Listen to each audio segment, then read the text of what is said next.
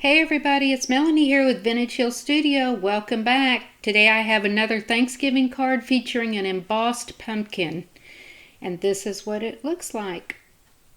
Alright, so to get into it, we're going to take a 7" by 10" piece of heavy cardstock and I'm going to score it at 5 inches using my scoring board and a bone folder. And this will give us a nice 5 by 7 card base.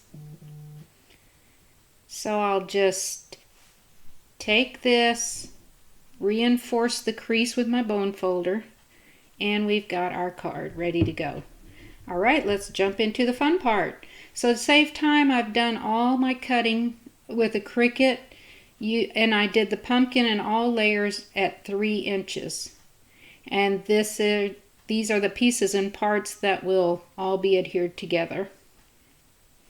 It's so cool that creates your own shading.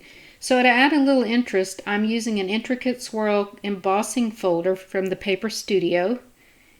And you can place it wherever you want in your folder to get the most embossing. And isn't that lovely? It just adds another little dimension to that top layer. And then of course you can see the back layer automatically does your shading for you. So there it is, all adhered together. And I use the Sizzix squares to cut out some papers to back that pumpkin, which I'll show you in just a second. So I have two mats, one that's 4.5 by 6.5 and one that is 4 inches by 6 inches. That'll go on the front of my card. And there's those squares from the Sizzix dies. I decided to pull a little bit of that blue out of the leaves because I think that's beautiful. My pumpkin will go right there. So again, I've got to mention the dimension. It gives it so much more character. So I'm using a little foam tape behind my square mats to pop up the pumpkin off the front of the card just a bit. And that's just about enough. It's not too much that it makes it bulky for mailing, but it does add interest. Next, I'll be using the Momenta Scripty dies, and I chose the word thankful, which I'll cut out of a dark brown cardstock. And then I use Eileen's spray adhesive and put that down on my pumpkin. Next, I'm using a little piece of this mesh ribbon. It's wired on the edges and it reminds me a little bit of hay or stalky stuff you would use at Thanksgiving, and I just tied the center and I'm going to adhere it to the left of my card. Again, it's a bit more dimension, but it's fairly flat. Then I just take my scissors and trim off the excess that's hanging off the edges, and we're done with that. So there's the whole front of our card. And there's a close-up showing the dimension of the embossing folder and that mesh ribbon. And then I used a rubber Happy Thanksgiving stamp and my Misti stamping platform to stamp a little sentiment for the inside of the card. The Misti is great because you can stamp multiple times to make sure you have a really crisp image. And I'll be using Momenta Rich Cocoa ink to ink up my stamp. Swing the door over and give it a good press. And there you go. I give it another inking just to darken that up a bit.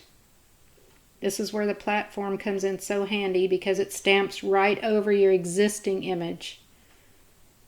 Perfect alignment every time.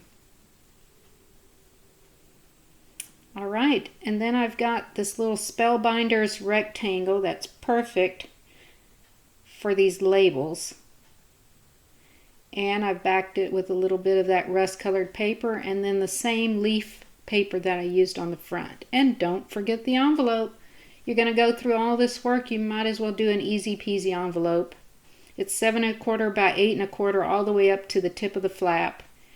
Then I'll line it with this beautiful paper. Take 1/4 inch off each of those measurements. and it slips in your envelope perfectly, leaving about an 1/8 inch on each side. So all you have to do is fold it over and give it a crease along the natural flap line. Then I take a pencil and trace out my flap, so it doesn't matter if you're right-handed or left-handed, because you're going to fold your paper over corner to corner. Do not crease it down the middle though, just line up your corners.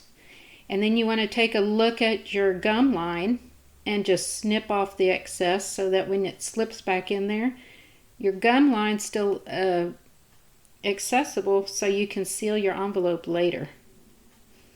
Alright, then I take a little bit of adhesive and just go down the 2 points of my flap there, because I want it to be able to move up and down as you open and close the envelope. It should move easily.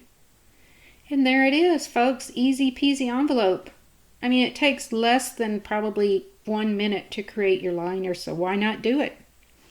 As a finishing touch, I like to add stamps to the front and back of my envelope. And I use these Momenta clear stamps. And they are very detailed. These are just beautiful stamps. They are very crisp and clear.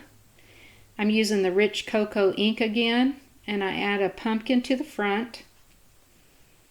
And then I'm going to add a little berry cluster with leaves to the back flap.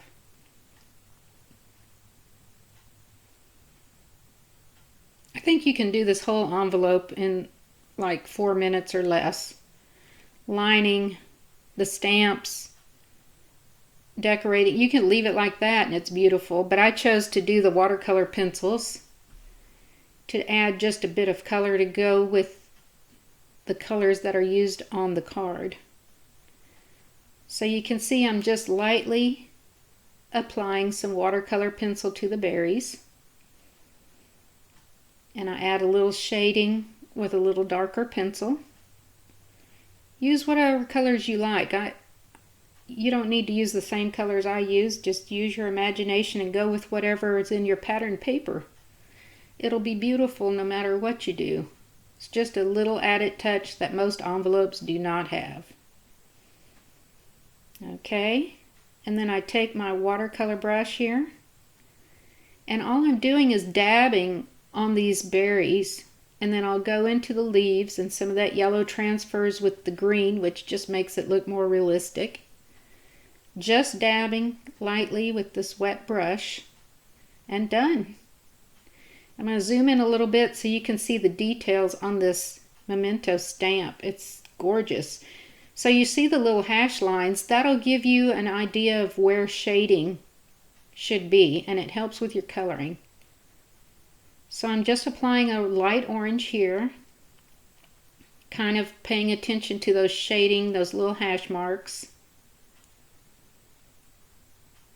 And this will be done in a jiffy as well. And I want to leave a little highlight where the pumpkin would naturally curve. So you'll see I'm going to leave a highlight there towards the top. Not necessarily just in the middle, but towards the top. And then I'll go in with a darker rust shade. This is a reddish rust. Just add a little more shadows. And the real magic happens when you bring in that brush marker that's got water in the barrel, because it reacts, of course, with these watercolor pencils, and it'll smooth out all of those lines and spread your color. So again, I'm just deepening up some of those shadows, making sure to leave some highlight. Go in with some brown on my stem. And here is the water brush that just moves that watercolor over your image. Now I purposely left some of that in the beige color, and I'll come back and use a lighter touch over the highlights so I don't lose that feature. That way my pumpkin doesn't look so flat. Gives it a little natural curve and some highlights to make it look a little bit rounded. And that's all there is to the pumpkin. You got your back flap, the liner. The card is finished. There's a close-up of that pumpkin and the finished envelope.